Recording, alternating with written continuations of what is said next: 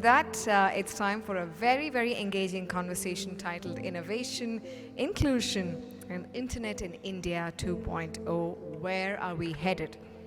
I'm pleased to welcome on stage the panelists.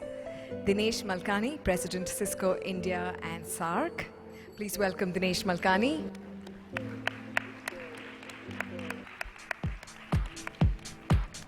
Manish Gupta, Vice President, Xerox Corporation and Director, Xerox Research Center, India. Rekha M. Menon, Chairman, Accenture, India.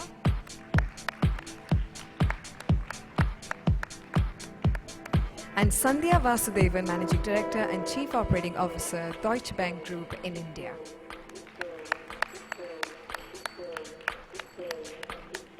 And I'd like to welcome on stage the panel moderator, Gopi Chand Kata, Group Chief Technology Officer and Innovation Head, Tata Sons.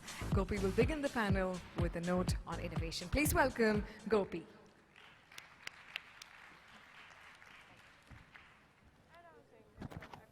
Thank you, Lakshmi. It's a pleasure being here today. And I'm told that the traffic is pretty bad outside, so you better just sit down here and wait for the session to be over. You're not going to get home any earlier if you leave now, right? We also have a fantastic panel. I've been chatting up with them. They're also good friends from the past. I've interacted with them many times in the past, and I'm really looking to ask them some tough questions. But also what is going to be more interesting is if you ask them some tough questions, right? So that's what we are going to try and do. And the topic is something which I am passionate about. I'm sure you are passionate about. It includes many elements which may seem disparate, but they'll all come together by virtue of this panel. So they include India. All of us want to do something for India, right? Yeah! Innovation, and I'm glad the previous speaker was from Intel.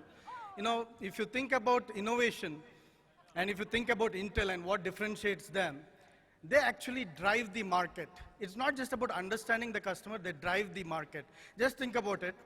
You have a chip, and a whole computer is built around it. It shouldn't be like that. The computer maker should tell the chip maker what they want, and the chip maker should do what the computer maker asks. But that's not how it works, right? So that's Intel for you, and that is more than that we're going to talk about on innovation. Inclusion, that's what we are all here for. And I always tell my team, don't hire the minority and expect them to behave like the majority. So we'll see how much we can extract from the panel today. And internet, we're amidst all of that. I, in fact, just came back from China, where they told me that their internet thinking was far ahead of India and far ahead of US. I'm sure we want to say the same thing coming from India. You know, the way I think about innovation is finding new ways of creating value. It's about creating wealth. It's about creating wealth for individuals, companies, but most importantly, nations. And that's why this topic is extremely critical for us today. At the junction where we stand in India, we need to create wealth for our nation. And if you look at the history of how technology has created wealth, the industrial age has created wealth for the European countries, and you can see that they've benefited from it. The electric age has created wealth for Americas, and you've seen how they've benefited from it. The digital age has created wealth for both the Americas as well as Japan. So they're all out of poverty. So what is the next stage? Where is the next stage? I do not know, but we will make it happen. From here is my desire. So the next stage, for me, probably is at the intersection of biology, materials, but most importantly, computing. So we need to make an age of biology, computing, and materials happen from the people who are in this room and people who are around us. But to help me discuss that in the context of India, I have a wonderful panel, so I'm going to step over there and have a discussion with them. One round of applause for the panel while I settle down.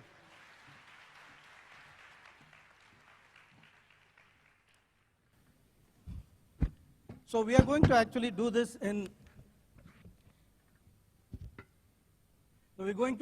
three parts, and I'm sure you'll have fun. So we're going to have a quick fire round. So to the panel, my request is if your answers can be in one word. And then we'll do a slow roast. And then we'll have an open fire from you. Sounds like a good plan? Okay, so make sure that you have your questions ready. So the first question for the panel, and I'll leave it open, first one to the mic. Innovation, creativity or implementation? Both. I have a tough panel. I said creativity or implementation. Wait, let the others, they may have a different opinion. Creativity followed by implementation. This I panel have to- doesn't listen. Huh? No, I have to agree with Rekha. I think it's a bit of both that will make it happen. You were supposed to sir? respond with one word. Well, creativity in that case. We'll come back. Sandhya? Commercialization of both. Okay, this is getting tough.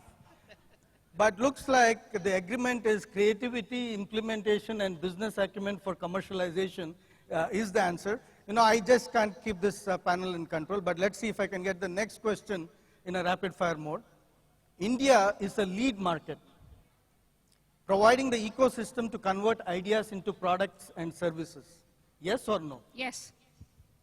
No. Yes. Yes. Audience? All right, all right. Where is there more innovation, startups or corporations? All right, we got the answer from the... That was easy. But there are a couple of corporations, so maybe I will start with the corporations here. Sandhya, Rekha, you have thoughts on large organizations and how do you drive innovation in large organizations? Corporates also do innovation. You have a large number of R&D centers. Gopi used to head one of them. I think you also, when you talk about innovation, we talk about usually startups as the concept around innovation. But reality is you can have business model innovation, partnership innovation, process innovation, product innovation. So if you break that down, corporates actually do a lot of innovation around process, systems, the number of IPs which get created out of many of the centers, they're all innovation. Any other thoughts? Yeah, So- so I was going to, sorry. Go ahead. I mean, having been in a research environment for the last over 20 years, more than half in the US and the rest in India, I would say I've had a lot more fun in India with the kind of very, very interesting innovations. Even when we were innovating for the global markets, whenever you looked at the environment in India, often the scale that you saw with the number of people and so on was the largest we would have seen anywhere. Often the environment was very, very messy, which led to its own innovations and so on. Always the kind of non-satisfying part was often, sometimes there were these brilliant ideas which never were converted into real innovation because of that commercialization gap. Because sometimes you needed that business model innovations and often researchers don't understand that. And I see, again, with the rapid growth of this whole startup ecosystem, that is, I mean, again, an amazing phenomenon happening with these entrepreneurs addressing the Indian market needs in a big way.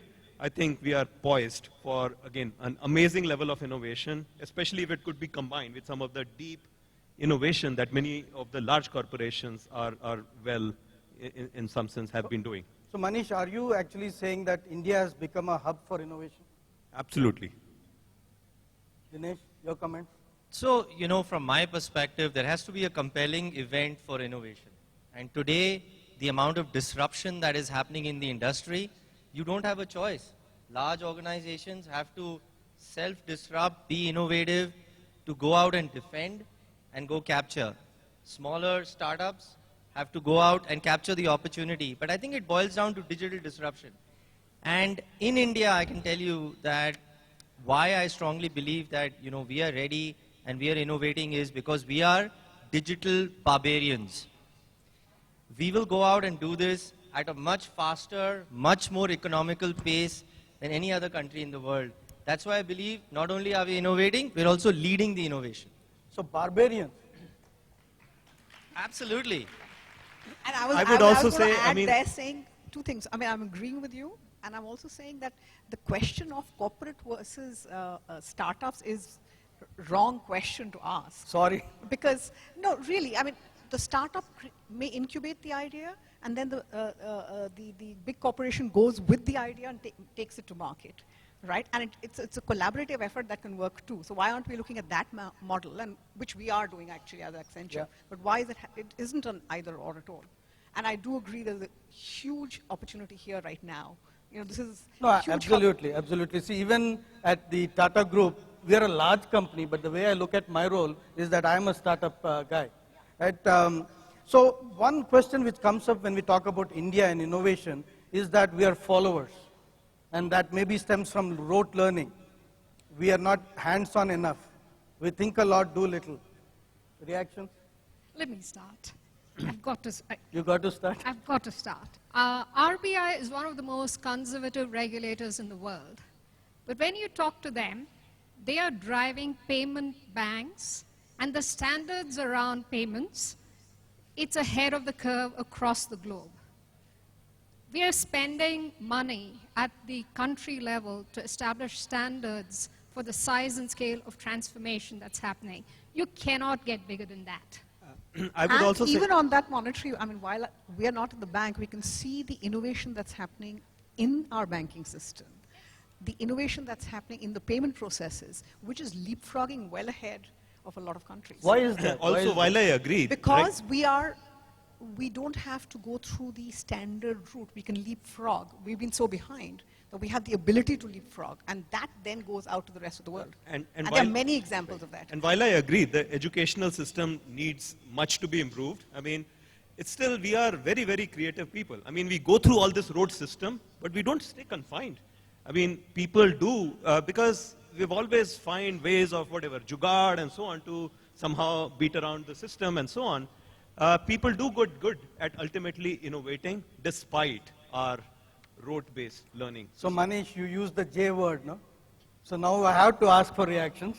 Jugaad, is it an advantage or a disadvantage? You can spend some time. The audience said what? Of course. I think I hear both.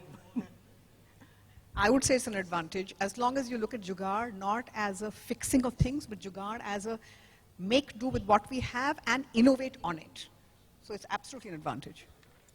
And I think, Gopi, just coming back to that question that you had around rote learning and things like that, I'll tell you there are two equalizers in life, education and the internet.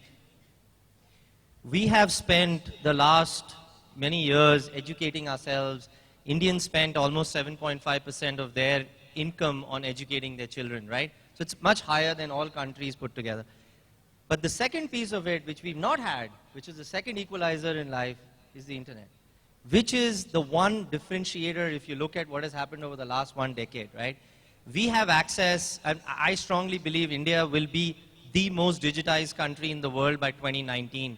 Look at the number of people that are jumping onto mobile internet, the number of users, the smartphone penetration that is there. Look at the amount of data that flows on our networks, the number of new users that are being added. But that is primarily, of course, for social communication, but also for learning. The kind of learning experiences that our younger generation are going to go through is phenomenal, right? And it's much better than what we went through, because we had the classroom, we didn't have access to worldwide information. That's the game changer. If we can get that right, I think we can get our population far better educated with the amount of effort we're putting in compared to anybody else in the world. So Dinesh, I'll just jump into the next topic of internet since you brought it up. So internet for the rural areas, but we still have 100,000 villages, I believe, without electricity. So how do you balance? Yeah. So look, I think both have to go hand in hand, right? And I don't think anybody is saying that, well, we'll get internet ahead of power or get power ahead of the internet. Both are key priorities for the country, with at least the work that we are seeing happen in majority of the areas. Both are getting prioritized. The important thing is, and I'll come back to that, well, let me not call it jugaad, entirely, but that business model, right? Today, if you ask young people, and I want a show of hands of how many of you believe this, at least the people I ask, I say, what are the 3 most important things for you in life? They say, it's food, water, and Wi-Fi, right? And I'll tell you, where there is demand, there is supply. Today, the cable guys are showing up, providing internet. They provided you cable TV. You have the government looking at BharatNet as an advertised program. You have telcos doing 2G, 3G, 4G. So I think it's going to show up because there's demand. Where there's demand, supply will happen. Yeah. So And, roti, and till kapda it or- gets, and till the last mile electricity happens, there's jugaad happening in reaching that last mile without the help of Wi-Fi. So have you heard of offline downloads where you go into the shops, pay a little money, and you're downloading, whether it's movies or they're downloading onto your phone or education content. And that's the way the villages are making up. So there is jugaad happening in that area too, even as we still have villages without electricity. So long time back, there was a movie, I think Roti, Kapda or Makan, and I think Dinesh, you're making a new movie, right? Roti, Kapda or Wi-Fi? Pani or Wi-Fi? Yeah, so here's the rapid fire on the internet. Big data or edge computing? Who wants to go? You know, I think in our context, I would bet on edge computing. Big data? Edge computing, Big data. All right. very cool. Audience? Edge computing, all right, all right. How much data can we store, right? Yeah. How about Bitcoin? I think we'll start with you, Sandhya. Bitcoin, it came, it went, it came, it's coming, it's going. Space to watch. All right. Any other opinions? It's a lot of wastage of energy to print money. So we'll dig deeper now into the internet area. Now there's so much talk about smart cities. Dinesh, this one's for you. And Cisco, I think you're participating quite actively in this. Can you share what you're doing in this area? So, you know, frankly, when the first time we heard the vision of the PM, he said, I want 100 smart cities. It was very encouraging to see that, right? And then subsequently, I think it went down to every state trying to understand what is a smart city. You know, and we obviously participate in a lot of education sessions and seminars and everything else. But I think fundamentally, most of the cities now believe that if they, see, the competition is not between countries anymore. It's not whether investment is going to come into an India or a China. The competition is between cities. And if you want to attract investment, if you want to have skilled workforce, if you want to make your city safer so people can live in it, you know, of course, people want to smarten that up. And I think that is the one biggest driving factor why the cities, right from the chief minister down, are quite focused on it. Now, there are many taking the lead. We've done work in Lucknow as an example, right? Where we've put a full safe city project with them. We've done work in Navi Mumbai. We're doing some work in Andhra. So across the board, I think that things are happening at a particular pace. But clearly, it's the one thing that most cities believe is going to make them highly competitive and make it better for people to live in general, right? Have you thought about Namma Bengaluru? Well, I'll defer that question to the other panelist, if I may. What was the question? Namma Bengaluru, competing to make it better for citizens and so on, so that they can attract. So Rekha, how long did it take you to get here? Way too long. So what are your thoughts on smart cities? How do you define it? So, I mean, we've also done a lot of work, of course, along with NASCOM on smart cities. And I would define it in a simple way, which is basically providing efficient and better services to the citizen in a citizen-centric way. But more importantly, it's not just about efficiency, it's also about innovative practices and changing how you do it. And the third one would be, therefore, clear governance, transparent governance. That's how I would define it. Do you include environment? Yes, I do. Yes, I do. We, And- clean energy, environment, all of that is part of being smart cities. And I would add another forgotten element that when we all talk about smart cities, we tend to talk about what impacts us. There's a whole forgotten segment of the population, which is the urban poor. And till we deliver services to them, whether it's education or urban housing, then we're not being very smart. So Sandhya, this one is for you. There's some applause. Go loud. Thank you. Thank you. So you are on several CIF forums, I know, and also in NASCOM as well. You must have thoughts on taking the internet all over the country, costs it comes with. Okay, there are two work streams that I'm involved in where we are looking at how we can use technology. One is, how do you drive governance and transparency? As a country, when I look at the Transparency International reports, I feel ashamed of where we stand. And at most business forums, there's a lot of work going on to how do we move that, what do we need to do, how do we engage. So one of the things obviously is the level of technology that Digital India will do, which means most of your government services will be through a digital service opportunity. So for example, Chief Minister Fadnavis in Maharashtra, we were in one of the forums and he said, I don't want any queues for any government service. So can you make sure, just like you have a bank account, every Indian family has one person who can avail of all the e-services that we'll put out there. And he had a list of 700.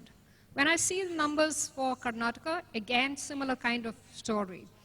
So if I go back and then say, how do you have a cleaner India? How do you build a model around that? So that's one example. The other example was actually, Prime Minister Modi had spoken to NASSCOM about tourism. I mean, he was talking about lots of things, and one of the topics was tourism. How do you preserve knowledge in various spaces? So one of the work streams is around knowledge management, and we were looking at how do you drive Indian tourism. And if we take a city like Kolhapur, I'm not sure how many people know that you have an old temple there. And if you start digging into what is available, native knowledge about a whole lot of things, can we capture that knowledge not through wiki, which was already there, but more in terms of oral traditions, the music out there, that kind of thing. I think the potential is enormous, and the business opportunity locally is absolutely mind-boggling when you look at those kind of things. And also we have the Dolavira and Lothal sites, Absolutely. which are 3,500 years old. Yeah. Absolutely. So, you can link the past with the future in ways that we're not even exploring right now. Dinesh, I want to just come back to you on Lucknow. Now, if you look at Lucknow, where did you start? How did you decide where to start as a smart city project? Yeah. So I think typically, you obviously need to educate all the bodies there in terms of making them understand what is it going to take to implement a full smart city project. What I was very encouraged about was that the first thing most cities are prioritizing is to make it a safe city. In Lucknow today, they have put in about 4,000 to 5,000 cameras in the city. They have a central control room in the office of the commissioner. He feels very proud about what they have done. There's analytics built into the cameras, and that's why I talked about edge computing, because while I love big data and everything else, you got to make a decision at the edge. We analyze intelligently that there's a problem happening and alert somebody that there is an issue. I would highly encourage you to go on YouTube and look at the video of the work that has been done there, because every city should be doing that, right? Same story that is happening in Navi Mumbai. So low-hanging fruit. The second piece of it is, obviously, for example, in Jaipur, right, we are doing some work around tourism, right, to be able to smarten up the sites that are there. And actually, we'll be doing a launch with them sometime in December, where we're going to talk about how in every tourist site they've put in the smarts so that people can so every city has its own need, but clearly it's around safe cities. It's about traffic management, because once you have the cameras in place, you can get a general feeling of what is the traffic patterns in the city and how do you intelligently So for manage Lucknow, it was about the safety as a start. Lucknow started with safety. It's a platform to build on top so that you can look at the other areas as well. By the way, I can tell you on education, it's great that we have all statistics about how many schools opened and how many teachers are there, but I'll tell you, it's not so much about the number of people that get educated. It's also about the quality of education that gets delivered. And I don't understand why we in a technologically advanced society can't offer the same education to that kid that sits in a remote part in Northeast, compared to why we can offer it in Bangalore. Yeah. That is the whole reason why I believe that at the end of the day, things like Digital India, smart cities is where the upliftment of society will happen. Absolutely. And Manish, as we do all of this, not very recently, actually a year back, I booked a movie ticket on Book My Show. and sitting at home and I get a message that I'm getting late for the movie. These are multiple applications talking to each other. But I just wonder about privacy. In fact, very recently I went to a Google app which told me all the places I've been to in the past 1 year with all the maps, and I can go down to the granular level of a day. And where does this end, and how about user privacy? If somebody else gets a hold of such data. It's a very, very serious issue, and it's going to become, I guess, see a lot more attention, especially when combined with issues in security, that it's becoming, as you have all of these IoT devices and so on, and you're doing edge computing, I mean, you're going to see more and more, for instance, being done in terms of healthcare. A lot of action has to shift out of hospitals to closer to your home and so on, to being able to monitor people from the comfort of their homes, whether they're in their office and so on, and being able to, again, take care of them. Obviously, when it comes to these situations, privacy becomes hugely important.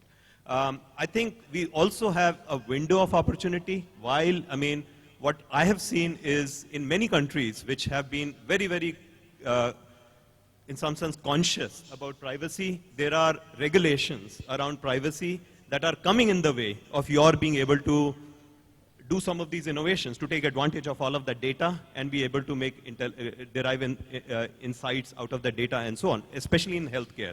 We find it much easier to do some of this healthcare research when we are analyzing electronic healthcare data and trying to make predictions about the future, or we are trying to, whatever, innovate around new ways of doing screening for breast cancer and so on. We find privacy concerns almost non-existent in India.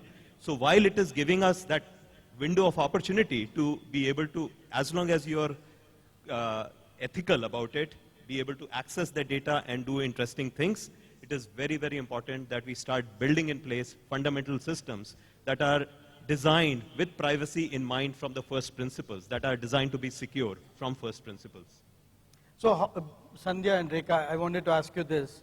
How comfortable do you feel when you, register for app, giving access to all the information? As a banker, not very much. I mean, one of the things, if you work in a bank, you're always looking for the risks. So yes, you become very, very wary. And working for a European bank, the data protection norms of Europe is what you really follow. So it's almost a dichotomy with which we work. How about personal information? I'm very uncomfortable.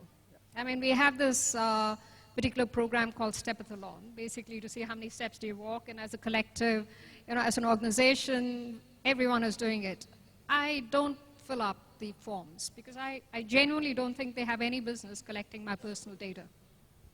Even though it may help you, give you better analytics and come back to you with better solutions. If it is not linked to individuals, you follow norms. You don't have the norms today. I do not know how my information, my personal data, will get used. So therefore, I will not declare a lot of things, and therefore, I am very, very uncomfortable. Yeah. I've been ignoring emails from my bank to sign up for the mobile app. I don't trust the security enough. So good to see bankers agreeing. How about the audience? Will you give your personal data? No, all right. Yes, no, which one? On Facebook? All the ones with yes, raise your hand. How many on Facebook? Okay, how many yeses? Not many actually. By the way, I am a yes. You're very. All right. So we move on to the last section that I will be asking as the moderator. So please be ready with your questions. And going by the last session where you had a lot of questions, I'm sure you will ask a lot of questions here as well. So this is a rapid fire. Diversity is a problem at the CXO level. Yes, no? Yes. No. Yes, not in our organization though. One word. Yes. Audience. Oh. Okay, so I if should qualify. It's in Deutsche Bank. We're okay at this point in India. yeah, with the head. Hey, we're okay too. Yeah. So, Rekha, if we acknowledge that this is a problem, which I think we did, how do we fix it? I would say there's no silver bullet, but three different levels. I mean, I'll answer it in three different ways. One, it has to start from the top. You have to take a leadership role on it. There has to be a leadership commitment you have to stand behind it. I mean, we've just made a very public announcement that by 2017, we'll be hiring 40% will be women, period, across the globe, right? So it has to start from there, and then only will it percolate down. So it has to start at the leadership level. Second, at the organization level, there have to be enabling policies, there have to be enabling mechanisms, there have to be ways that women can realize success in their own way. It's not a predetermined path that they need to follow. So it has to be that. But there's a third important element, which we tend to forget, which is the individual woman herself. And she has to dream differently, especially in India. She has to get out of the cultural norms and believe that she can get wherever she wants to get. So I would say it's all three. So Sandhya, as an individual, right? So as an individual, how does a woman get heard? How do they get heard? Do you have suggestions? Or You do you speak don't? up. I don't speak up. I think, you know, Gopi and I were talking about this earlier. Sometimes we are our own barriers. Do we really reach out to people? I'd like to put out a call. Write to me. I need people to help me with that tourism little piece of work that I need to do. I'd like to see how many of you reach out to me. It would be interesting because you're going to be stepping out of your comfort zone to reach out and talk to people, whether within your organization, outside the organization, or in any other forum. We don't do enough. We are great at social engagement, but professionally reaching out, I think that's where the barrier lies. Do you see that you're interrupted during a board meeting? Yes. Yes, but then if you talk to a lot of guys, when you're working in an international team, they will say that they don't get heard in an international forum as well. So usually if you're in a minority and you're a little more slow to jump into the conversational bandwagon, you could be one of those who don't get heard. That's true. I mean, I was giving one-word answers. It's being a minority in any situation. So if you accept that, then you account for it and go around it and plan for it. I have seen, again, women feeling a lot more responsible and men being a lot more brash sometimes, because certainly in the context of, for instance, becoming a manager. I remember a discussion when I was looking at, again, two candidates. I thought the better qualified candidate was a woman.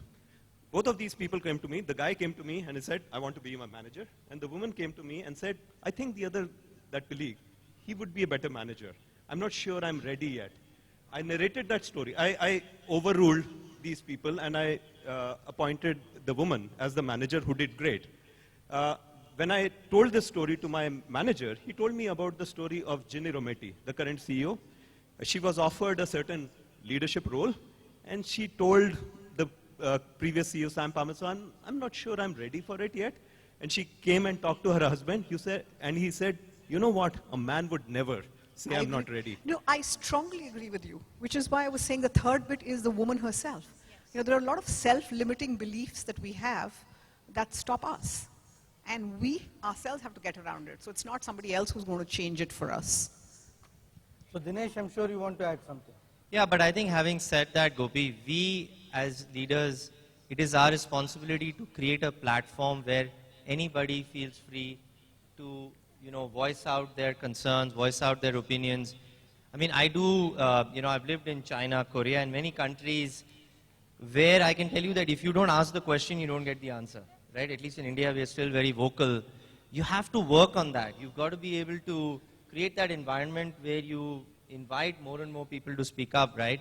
And, you know, lately, of course, in Cisco, we're seeing a lot of our leadership team, you know, we've moved from, you know, what we were to now 5 out of 13 of our recent, you know, so our, you know, new CEO, Chuck Robbins, 5 out of 13 of his team are actually women. And they're speaking up, whether it's our CFO, whether it's our CMO, whether it's our Chief Strategy Officer. And that's also, you know, driving the culture of, you know, bring up the ideas, speak up, and basically participate. So, audience, are you ready to participate? All right, so it's all open to you. Please ask questions. Yeah, the hands are up, so if the mics can go to them. And some of you, I know the names also, so if you don't ask, I'll call out. Shashi, I see you right there. So, hi, I'm Pooja. I'm from Well, Dell. can you stand up? She's standing up. Oh, I'm sorry. Okay. So, I'm Pooja. I'm from Dell Research and Development. My question is for innovation in India. You all told your opinion. Nowadays, we hear more about Make in India. Do you believe ownership of thing will increase the innovation? So once we own the things, we will have better ownership. So what's your thought on that? So Digital India and Make in India, will it drive innovation? Is that the question? Yes, right. Okay. So if you can, panel, it's open question. Digital India and Make in India, will it drive innovation? Or is it mere slogan? So, maybe if I may. Yeah. So I think, you know, if we truly become a digitized nation, as we are forecasting it to be by 2019, I can assure you that you will have innovation like you have never seen before. Because once you give access, once you give the power of technology in the hands of every person, and that's the whole theme of Digital India, you're going to see phenomenal innovation, right? So I'm a strong believer of that. And I think innovation, I'll tell you the happiest day will be when innovation does not come out of just a Bangalore or a Mumbai or a Delhi, but it comes out of some remote part of our corner, because ideas are not created in urban areas only. Ideas can be created anywhere, right? They need to be translated into real innovation. You know, that will happen when the sheer numbers grow because of digitization. So if you hold your thought, Manish, I'll ask both of you. You know, when you think about Digital India, are we doing the latest, greatest? For example, this year we have heard a lot on deep learning, right? And what has happened is AI, which has been around for quite some time, has dramatically improved in voice recognition and image recognition. We see that. Today, if you go to Google and want to just search by voice, the accuracy of recognition, irrespective of the accent, is just amazing. That's because there's a new method of training the old neural networks, or actually because of big data also, the ability to combine multiple neural networks. But are we working in those kinds of areas? Will we be pushing those kinds of areas from this soil?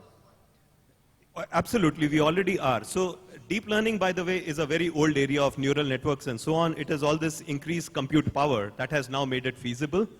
Right here in my lab, I mean, I have people pushing the envelope. They have obtained better results than the latest published results on the accuracy of speech and so on, likewise in image.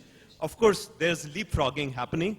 Yesterday, when I was at IIT Bombay, I was floored by a student, a BTech student. I mean, in my days, I mean, we were so naive when we were graduating out of these IITs and so on. A BTech student who was showing me this paper that he has submitted to NIPS, which is the top conference in that area for deep learning, about this new way of designing these neural networks and so on. So there's a lot of very, very innovative stuff happening. I think the one thing which will make a difference, more than all these slogans of Digital India, Make in India, and so on, I think we are a very young country. We are a very aspirational country. Our young people are very aspirational. They will demand better services. They will demand better technology-based solutions. So a great deal of this innovation is bound to happen to meet the needs of this aspirational population. Of course, as government provides more and more of the support, again, I mean, I greatly liked Mohandas Pai's comment. He said, I advise the government, look, 85% of all of this innovation will happen anyways, with or without you. You might as well put in place the right policies and claim the credit. Yeah, and I was going to add to that, saying I agree with you that it will happen despite the government. It already is happening. But even then, some enabling policies have to be created, like the ability to fail. We don't have that yet. And once all of that comes in place, and the government is listening, because as NASSCOM bodies, we're working closely with the government, and the ability to take money in and to get investment in, when that happens, we're going to leapfrog. Thank you. Who has the mic? Yeah, please go ahead. Hi, my name is Smita. I've been a technologist for 20 years now, and I find myself somewhere between Rekha and Sandhya, right, in terms of adoption, in terms of, being worried about my data security. I have a brother who's not in the tech industry, who's in banking, and he shies away from technology as much as he can, right? So there's this huge digital divide, even in the corporate world, if you were to say, right, between the ones who have adopted and the ones who are who shy away from it completely. Yet while taking a shuttle from Taj to here, I noticed a couple of Gen Z who were happily doing their banking, checking if their salary had come in, and they've totally adopted, where I don't have my banking app on my phone. So how do you think, is it a generational thing, first thing? And second, how do you think the bridging of this population will happen, where the educated sector, folks in the corporate sector have still not taken to technology as you guys are talking about? So if I can clarify on behalf of Sandhya and Rekha, I don't think either of them are digitally scared, if you would. They're actually digitally savvy, but making choices. Now if you can comment. Yeah, it is not about digitally scared. I think about the data security. So I think the place where I come from for data security is I'm very, very aware of the cyber issues which are there. And when I look at anti-money laundering, we have lists of data of every law enforcement agency which we need to look at when we look at where money comes and where money goes, and the risk associated with that. When information is out there and you're not able to have a level of regulatory framework associated with it, I do have a level of concern because it could be misused very dramatically. So that's not to say, I actually do all my banking through the net. So I don't have a fear about that.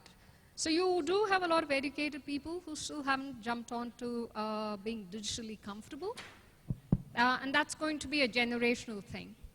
Having said that, I think, one of the digital literacy programs that we are running, one of the companies in Pune has been training the hawkers on becoming digitally literate.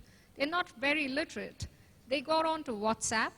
She's a Belpuri vendor, and she got all her clients on it. Now all the other hawkers who work with her want to create a platform so that they can drive their business.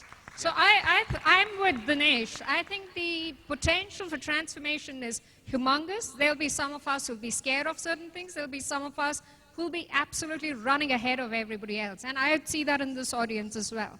And Sandhya, I would add to that. Yep, sorry. And I was just, to add to that, I was going to say, I see that as an opportunity, actually, along with the rest of the panel, that for people who haven't had access, this is one way to create access and create equality, which they haven't had. Equality of access to services, which they wouldn't have had otherwise. But the second bit, which is without being alarmist, there is a huge cybersecurity threat out there, which a lot of us tend to be ignoring. And of course, the big corporations, we are very, very conscious about it and are doing a lot of work around it. But yes, there is that which we need to be aware of, and no amount of regulatory framework is going to take away from the big threat of cybersecurity. So that's another big area to focus on for all of us. So I think, one point I want to make, and, this is a very interesting statistic I read recently, which said, since 1955, 9 out of 10 Fortune 500 companies have disappeared. They disappeared because of some disruption that happened. But if you look at the future, you'll find between now and 2027, 67% of S&P 500 companies potentially will not exist. It's happening because of disruption. I think the train's left the station. If you're not thinking about disrupting your own organization, the way you provide the services, the way you consume services, I think your business faces a huge threat. My view is, this is your opportunity. Go be that digitally disruptive barbarian and actually significantly leverage on what is happening in the world of the technology. Of course, do it in a smart way. And I agree on cybersecurity and some of the issues. But I think we've got to take an approach that, as basically corporations, we will get the architecture right eventually. But you cannot shy away from it. You have to go after it very aggressively. Every business is a digital business, right? Oh, yes, it is absolutely. absolutely a digital business, and if you're not, I think you're going to be kind of left behind. And think of That's my point. cybersecurity challenge as a huge opportunity. Yeah, it's a massive opportunity. Lots of opportunity to innovate and come up with better solutions. If you understand prime numbers, he's got a job for you. So next question, whoever has the mic, please. So hi, my name is Vidya Lakshman, technologist at Tesco. I couldn't agree more with all of you. I think digitization is going to be the next thing. So my question is on inclusivity again. Coming back, you all spoke about diversity and how you all are taking care of it. So the question is, we just spoke, they're mostly in marketing or in HR. We've seen that. Even though attitudes has changed in the technical field, I would like to understand what's the percentage of women as a technologist in the diversity side. Has the needle moved or not? So I can say, without giving the breakup of numbers, a resounding yes. And I can say that the number at our leadership level, because that's the way we want to measure it in terms of women in our leadership position in technology in India, has grown 10 times in the last few years, which is just dramatic shifts. Top senior level rate? Top senior level, what we call our managing director, which is our leadership positions, yes, absolutely. So my research center has 30% women. Of course, the supply doesn't have 30% women. We pride ourselves in attracting the very best, and then we are able to choose and hire really, really smart women who would come and work with us. And when it comes to leadership, again, proud to say, in my leadership team, it's higher than 30%. I guess it helps when your own boss is a woman, when you're reporting to a woman, and she herself reports to a CEO who's a woman, it helps. But with the right focus, you can get there. So I think just to kind of add on, by the way, I firstly completely agree with Rekha that the needle has moved. If I look at Cisco as an example, today 5 of our key positions at a leadership level in our company are held by women. I think what is more important, and I'm a huge believer of this, that somewhere we have to think about outside the basically zones like Bangalore and Pune and Chennai. We have to make and create an environment where women in tech are able to participate irrespective of where they are in the country. And I'll come back to the Digital India conversation, right? I actually think that is the one thing. And obviously, we have to have the right policies in place. You can work from anywhere you are. You can work anytime you want to work.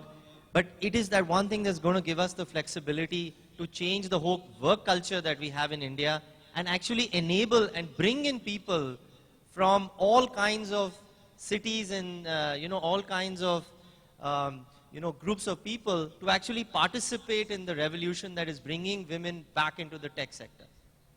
Thanks. So we are almost out of time. One Hi. last question I can have take. 2 questions, please, to your left. Okay. So the ladies here. So it's great to see that the needle has moved when it comes to having more women in senior leadership in tech roles. But you also mentioned that being in the minority, it's difficult to be heard, right? So how do you get around it?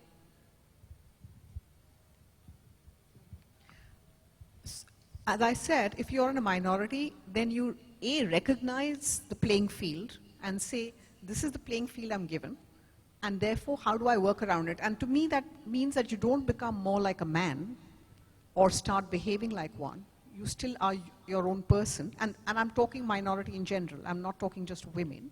And say, how do I be heard in a different fashion? So you change your style. I mean, all of us have done that.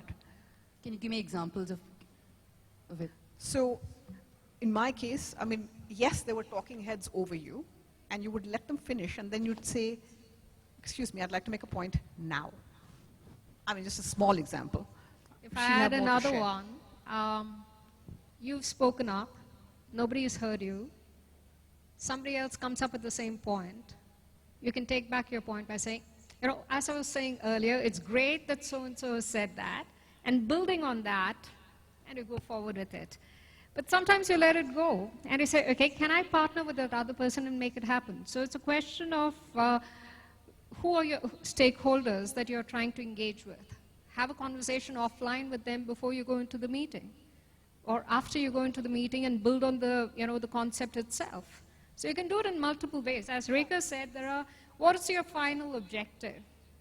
You want to be heard, but you just want to be heard for the sake of being heard, or you have a purpose for which that communication is essential?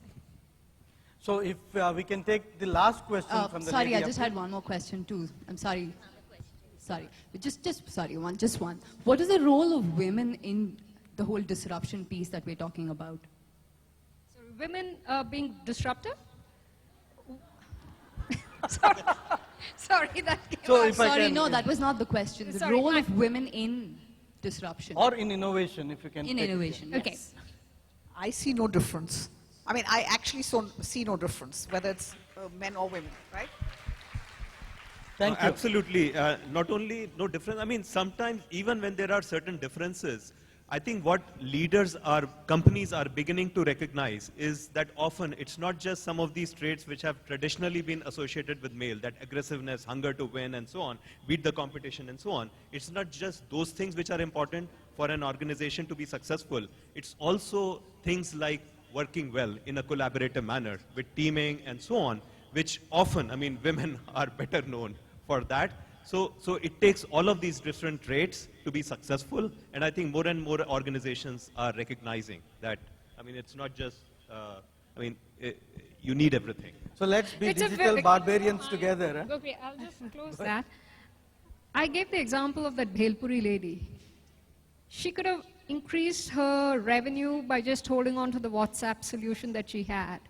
But she tried to kind of carry the other hawkers with her. Link it back to what Manish said about being inclusive and as a community you operate. So the mindset may be different in the way you take technology forward. Yeah, I think the point is that diversity, without diversity, there is no innovation. Right? Thank you. We're going to take one last question this side of the room. Ma'am, can you come forward and ask this question to the panelists? Can I have that last question? This is another question about diversity. I'm sorry? Sorry. This is another question about diversity. I just wanted one example that explains how having a woman on your team made a difference. One example from each of you, actually. How, the question is, how has hiring a woman made a difference? In How a team? having a woman on your team, how has it made a difference to you? Anybody? So let me start with an example. So long time ago, there was this project at IBM Research about 15 years ago on building a Linux watch. It was, as you can imagine, a big disaster. I mean, never went anywhere. And a senior woman executive remarked that if that team had a single woman, it would have told you, nobody is going to buy that clunky watch. So that's how not hiring a woman really hurt the team. Hiring a woman, I think I have, again, an amazing woman scientist leading our work on breast cancer screening using thermography, which is potentially, again, it's an old idea, but potentially disruptive of how currently it is being done through mammography and so on. And the reason she signed up for it is she felt that connection with issues that she cares about, and she's done amazing work. Again, I mean, often when you have people who are simply passionate about an issue that you care about, innovations happen. I'm sure others will have examples to give. I'm not giving examples. I'm just surprised that we're sitting here and still having a discussion on the business benefits of hiring women. So I'm saying it's a non-starter. And Last question, please, since we have had the lead. Okay. No, this was the last question, but. Thank you. So Rupa from CA Technologist. I'm an engineering manager. I have a question on the whole Digitization India, Digital India initiative that we're talking about, right? It has really taken us by storm, no doubt about that. I again want to come back and talk a little bit about the security and privacy concerns that we have. So this is kind of proven beyond doubt. So for example, I have my electoral information up for everybody to look at, right? And recently we had a survey where there was some caste survey that was done, all up on the internet for everybody to view, right? So I want to get your thoughts on, is that slower adoption on the government, right? Or is it that there's a lack of collaboration between, corporations, technology industry, and the government, and how do we see this getting solved? So if I can give it to Dinesh, and then we'll close with that. We'll give you the question. Okay, sure. So I think, in general, first let's assume that the whole digitization process is going to happen, right? And one of the key things that I personally have found is that security would come at the end of the architecture. I think it needs to be bought at the beginning of the architecture. When you start providing an app, it has to be user-friendly, it has to have all those elements. But I think before we even get there, we have to think of how can I offer it in a user-friendly and a secure manner. It's the and conversation that is gaining far more traction than it has. If I look at our own security business, there's a reason why I'm suddenly seeing a huge surge, because it's the reality. It's become a boardroom conversation. It's become a conversation which is happening at a ministerial level. It's a conversation which is probably there in every discussion you have around digitization. It's top of mind. It was not top of mind. It has become top of mind, and I can tell you that along the way there'll be some compromises on the way that services are offered, but you cannot stop the flood of digitization happening. It's just that more money has got to be spent on security. It's got to be looked at the top, and clearly a boardroom conversation. Thank you, Dinesh. Ladies and gentlemen, you have been a wonderful audience, and thank you, panel, for being such a responsive panel. Thank you, Gopi, and thank you, Sandhya, Rekha, Manish, and Dinesh, for a really engaging conversation and leading us from talking about how we need to lead in innovation to talking about where and how it can happen. Just close it. I'll just wait for the photo op, yeah.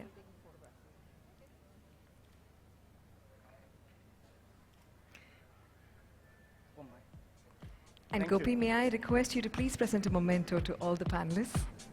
1 second, hold. Thank you so much.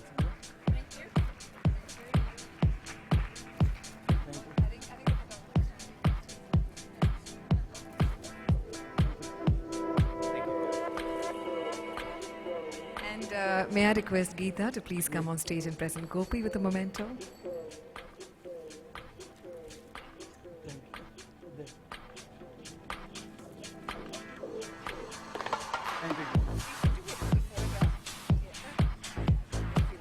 Ladies and gentlemen, please put your hands together for this wonderful panelists, as well as the moderator, Gopi Chand Katakada, for a really engaging session on innovation, where and how.